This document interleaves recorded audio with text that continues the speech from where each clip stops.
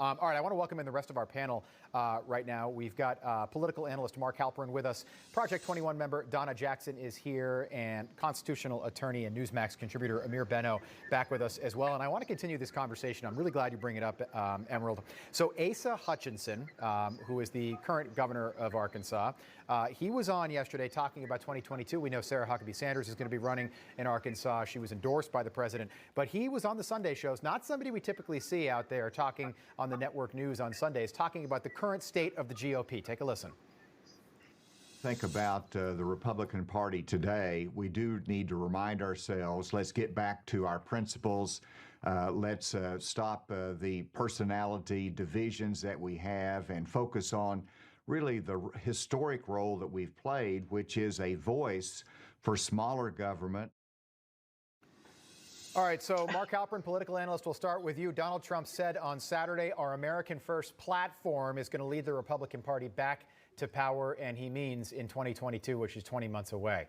What do you think? Is it going to be the Trump Republican Party or the party that the governor of Arkansas just hinted at? Well, I think there's a real split. You know, you've got people like Mitch McConnell, Liz Cheney, Mitt Romney, Governor Hutchinson on one side, and then the people who got Donald Trump elected, where certainly it's where a lot of the energy is in the party. You know, Rob, as you know, I do focus groups almost every week, and I've never seen anything quite like what's gone on in the last few months, which is Governor DeSantis is the clear favorite of Republicans, in my focus groups at least, if Donald Trump doesn't run. So I think you're going to see a real question of who leads that other wing of the party as a presidential candidate. There's certainly voices in the party that say they need the party to be better off moving on from President Trump. But is there someone who runs for president with that point of view, who has anything like the following that Governor DeSantis has? Right now, I don't see it, but that's a pretty big back. Donna, do you agree with Mark Halperin's assessment there? See, I think that a lot of the sort of, you know, he's very in vogue right now, Ron DeSantis, but 4 years is a long time. And the way he's handled the state of Florida throughout the coronavirus might not still be a hot topic by the time the 2024 primaries roll around. Well, no, I think that he will still be a hot topic. He's very Donald Trump-like.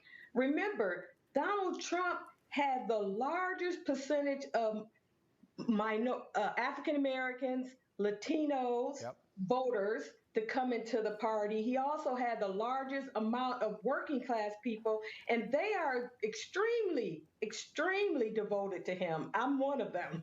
And listen, you know, this Republican Party has to change, because the old swamp, the old establishment party members, that's gone, because those people that were establishment have already moved to the left. But what we're seeing is we need a fighter, and that fighter is one that has policies that are directed towards regular people where they really live, not what corporations want. And I think that DeSantis is showing that type of leadership that the people that have come in recently want. Mark, do we still have you? Oh, yeah. I'm right here. What's going on up here? You got a crack in the crown molding at your house or something?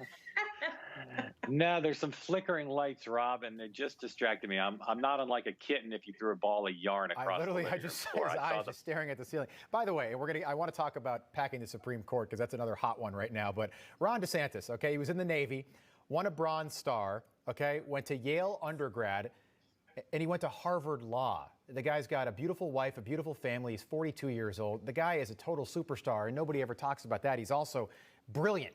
You know, so it's not just like he's handled Florida. And Rob, one other thing I'd add about him: before the pandemic started, he was taking heat from conservatives in Florida for being too bipartisan, for working too closely and too well with Democrats in the legislature. So he's got a much more, as you suggest, he's got a much more complicated and in some ways more attractive bio and record than the current cartoon that some of the media try to portray. I agree, and this is early, and I want to talk about the Supreme Court, but I'm telling you, I covered him for 5 years in Florida.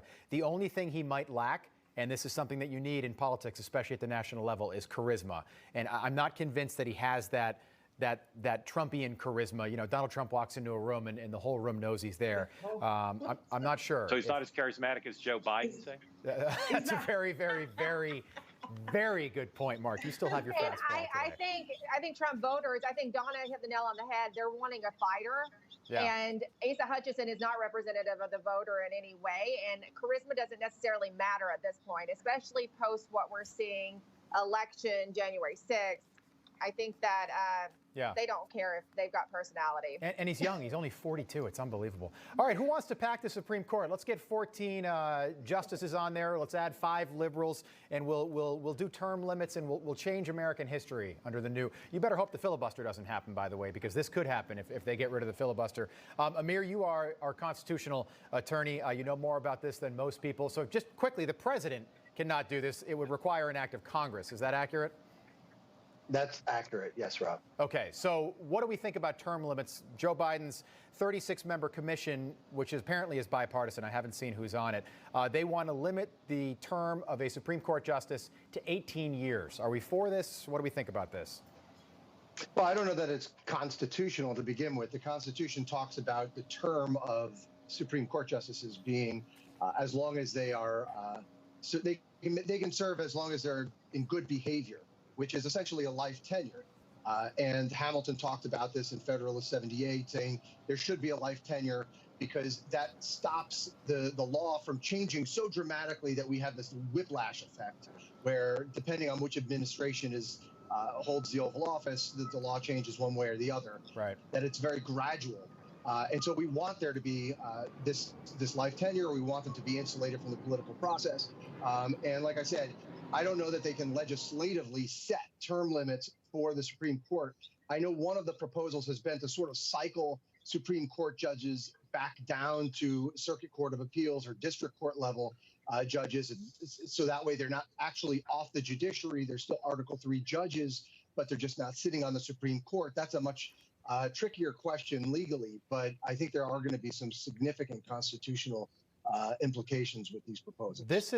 I mean, Ted Cruz, we've invited him on the show. He wrote a book called One Vote Away, where he talks about how many key cases in our country's history have been decided by just one vote. It has been 9 members since 1869. Before that, it was 6.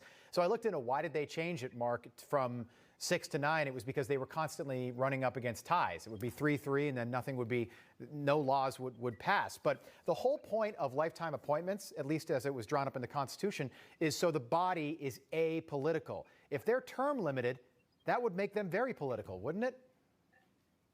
When you think about the political wars we've had over the last couple decades, they pale in comparison to what we'll see if Democrats try to either add states that would be Democratic-leaning states or Democratic-dominated states like the District of Columbia and Puerto Rico, or if they try to expand the Supreme Court. So I know they're talking about it. I think this commission is mostly the president's attempt to put off liberals, to pacify them in the short term, because this would be such a big fight if they picked it that I really do think it would blow Washington up, not literally, but figuratively in a very big way.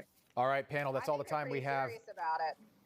Yeah, we'll see. Apparently, they're going to spend 180 days They're pushing looking pretty hard at on this. a progressive agenda while they've got power. Oh my goodness, So those midterms cannot come fast enough. That they don't care if they blow things up. 30 years ago. Panel, we got to wrap it up. We got a Derek Chauvin guest coming on to talk about the trial. The prosecution is going to rest at some point this week. So I know that I'm looking forward to that with Rachel in just a moment. Thank you to our panel: Emma Robinson, Mark Halperin, Amir Benno, and Donna Jackson, right there.